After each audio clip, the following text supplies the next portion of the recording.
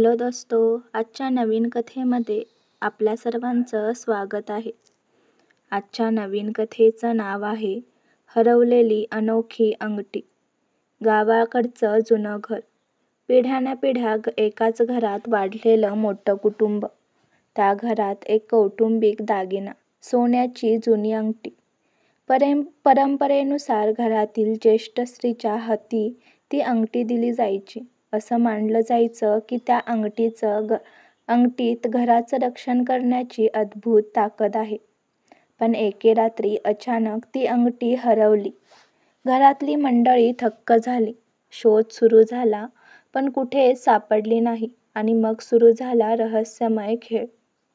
घरातली मोठी सून संध्याबाई अंगठी सांभाळायची, पण अचानक ती अंगठी कपाटातून गायब झाली.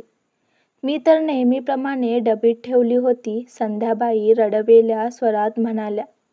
कुटुंबात संशय सुरू झाला. लहान मुलगा अमोल, मोठ्या मुलाची बायको, की मग घरकाम करणारी मालतीबाई, सगळ्यांवर कुणाचं ना कुणाचं बोट ठेवलं गेलं.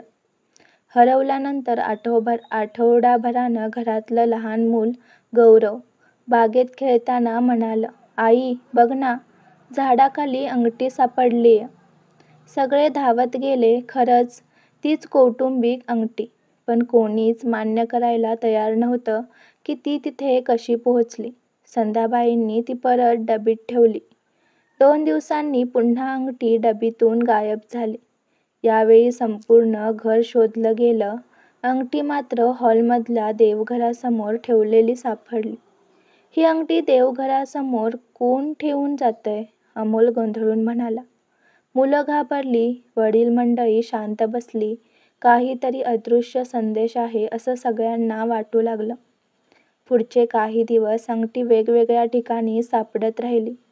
कधी स्वयंपाकघरातल्या भांड्यात, कधी वाचनालयातल्या जुन्या पुस्तकात, तर कधी अटारीतल्या जुन्या पेटीत. प्रत्येक वेळी अंगठी सापडली तिथे काहीतरी लपलेलं होतं.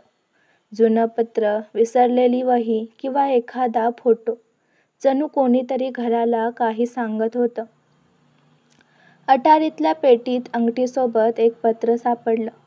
त्या पत्रात आजोबांच्या हस्ताक्षरात लिहिलं होतं, ही अंगठी फक्त दागिना नाही, ती आपलं खरं नातं जपते.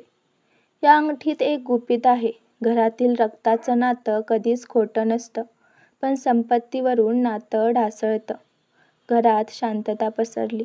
सगळ्यांनी आजोबांच्या त्या पत्राचा वेगळा अर्थ लावला. एके रात्री अमोलने पाहिलं. त्याची मोठी वहिनी कविता हळूच अंगठी काढून देवघरात ठेवत होती. तू हे का करतेस? अमोलने विचारलं. कविता रडायला लागली. ही अंगठी माझ्यासाठी केवळ दागिना नाही. माझ्या आईकडे असायची ही अंगठी, पण लग्नाआधी ती कुटुंबाला दिली गेली. मी परत मिळवण्यासाठी प्रयत्न करत होते, पण मला कधीच धाडस झालं नाही. म्हणून मी ती परत हलवू लागले. कुणाला तरी लक्ष जाईल आणि पत्र सापडेल असा हेतू होता. कुटुंबात सगळे जमा झाले. कविताने सत्य सांगितलं.